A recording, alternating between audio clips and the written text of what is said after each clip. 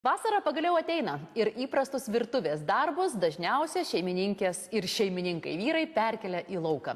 Ir tuomet ne tik mėgaujamės grynų orų, bet ir ant grotelių, kepsninių įvairiausių rengimo, kartais ir tiesiog ant atviros ugnies iškepta mėsytę.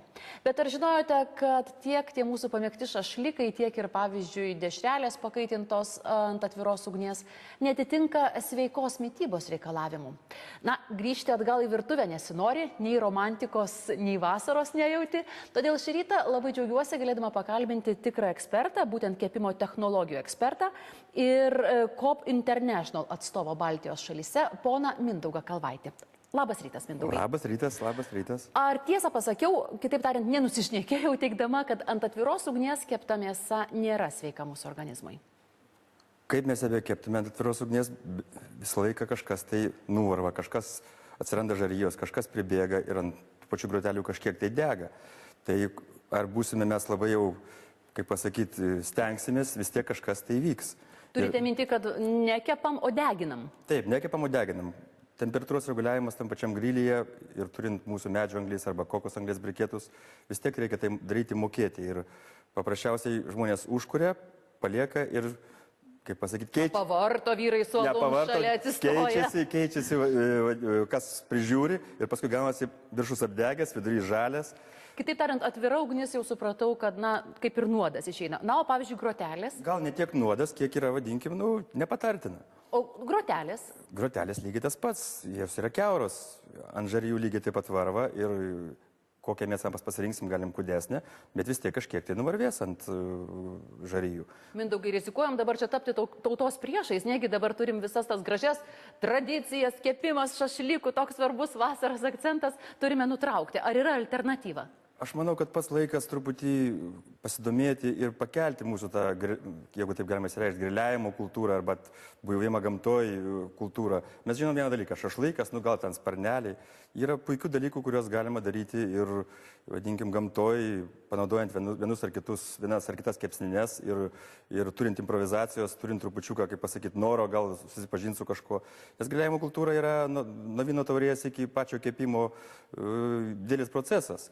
Ir kaip masterclass atstovai sako, kad vadinkim, kas yra svarbiausia. Ir svarbiausia, iš ko gamini, tai yra žaliava, ir antras dalykas, kaip iškepi. Prieskoniai jau ten visi dalykai yra jau skonio reikalas, kurie nuplaukia galbūt į trečią planą. Taigi jūs išgirdau tariant žodį kepsninės. Jų yra įvairių, taip? Jų yra įvairių ir galima šiuo metu pasirinkti. Viena kepsninė rūšis, kur mes atstovavom, yra ekologiška kepsninė COP, kur yra 82 pasaulio šalyse ir nuo jachtos iki, vadinkime, medžiotojų, žvejų, baidarininkų, turistų, bagažinėje vos negalima kepti, miške, kur negalima laužo kurti, kurios, vadinkim, su jom reikia truputį išmokti gal elgtis, bet jos yra ekologiškos, jos yra sveikas maistas, jos atlieka daug funkcijų.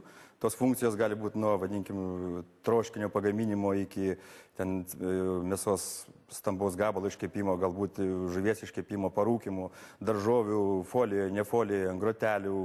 Ta prasme, variantų tikrai galima rinktis, tik tai reikia pagalvoti. Taigi kepsninės, išgirdau, kad ir kur kas sveikiau mūsų organizmui, o ir meniu, maisto repertuaras gali būti labai platus. Mes pokalbį su ponu Mindaugu pratęsime po mažos pertraukėlės. Pavasaris įsibėgėjo čia pat vasarą, o tai reiškia, kad labai norėsis į lauką. Ta ir padarėm su Mindaugu Kalvaičiu, kepimo technologijų ekspertu. Mes išėjome į lauką, kad pristatytume jums COP kepsninės. Kuo jos unikalios? Unikalios, kad pirmiausia, kad galima kepti visur. Tai paimat kepsninę, pasistatot ant kelmų, pievoj, pleže, terasoj. Bagažiniai, sakėte? Bagažiniai ir galima su ja kepti. Lengva, taip? Lengva. Nešiojama mobili. Atlieka daug funkcijų. Pirmiausia, naudojamas kuras gali būti medžio anglės brikėtai, gali būti firminė COP tabletė, su kuria uždegus nedega 2,5 valandos. Įdedam tabletę, užkuriame ją, palaukiam, kol jinai įsidegs, 3 minutės, dedam lėkštę, vadinkim su grotelėm. Šiuo atveju universali lėkštė yra skirta stambiems kepsniam kepti. Grotelė sudaro tarpą, kad su esant tarpu nepridega pačia. Aha. Ir galima dėti foliją, kad iš vis nevarvėtų, kad nereiktų plaukti šeimininkėm. Tai yra pakankamai svarbu. Dabar dedam, vadinkim, čia vištą arba sprandinės gabalą. Ką norim? Norim rūkinti žuvį, dedam stambį ešerį, ar stambus ešerius, ar kažkokią kitokią žuvį, karpį, ir mes jį rūkinam. Nepatinka mums tas dalykas. Norim mes daryti troškinį. Troškinį. Laukia. Troškinį laukia. Pasiimam gilę lėkštę, vadinasi kinietiška lėkštė vok, pasidedam, dedam mėsą, daržovės, troškinam, net ešerius, o vėžius vyriam. Tikrai? Nu, kaip 3 litrai telpa šitame. Puiku. Nepatiko šitas, mums patinka steikai. Yra žmonių, kurie mėgsta steikus ir Yra sako, daug. ar kepsniukus, ar kokias kulšelės, ar vadinkim... Čia kepam. Čia kepam. Yra vadinamas steikinė grilį lėkštė. Galų gale, sakėt, blynų nemėgstat, bet norit gamtoje įsikepti grybų arba blynų. Vaikai mėgsta blynus. Va, vaikai mėgsta Ir blynus. čia kepu blyną. Čia kepat blyną? Piragą galiu įsikepti, jeigu noriu. Piragą galite įsikepti. Gamtoj. Tai va, šitie visi priedai leidžia kepsniniai būti universaliai ir ekologiškai, ir draugiškai gamtai. Norit vėjas, galima uždengti. Iš tikrųjų labai. Galima kepti atvirų būdų, galima kepti uždarų būdų. O kaip šiandien mums kepsit atviru ar uždaru?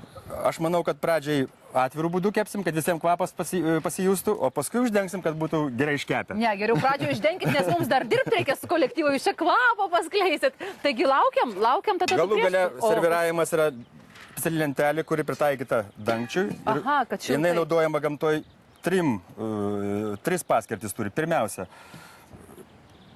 padedam maistą karštą. Taip. Tai vis tiek uždengus visą laiko šilumą. Taip. Antras dalykas, galima su juo serviruoti. Padėjus, vadinkim, lėkštę su kažkokiais grybukais, nunešti ant stalo, atidaryti ir pateikti svečiams.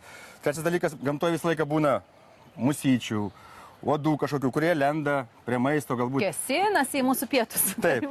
Irgi uždengiam ir visiems būna ramu. Lėkštelę padėjom ant pievos ar padėjom ant kelmelio ir sėdė visi savo drąsiai poilsiaujam. Laukiam užkandžių. Sėkmės. Pirmiausia, įkuriame kepsninę medžio arba kokoso anglies briketais. Palaukime, kol jie įsidegs. Uždedame kepimui naudojamą keptuvę, palaukime, kol įkais ir tada kepame arba rūkome norimus produktus. Galima kepti be dangčio arba su juo. Norėdami, kad mėsa būtų sultigesnė, į anglį supantį indą galima įpilti alaus, vyno, marinato su žolelėmis pagal jūsų skonį. O jei oras staiga subjurtų, kepsninę be jokio vargo įsineškite į vidų ar terasą.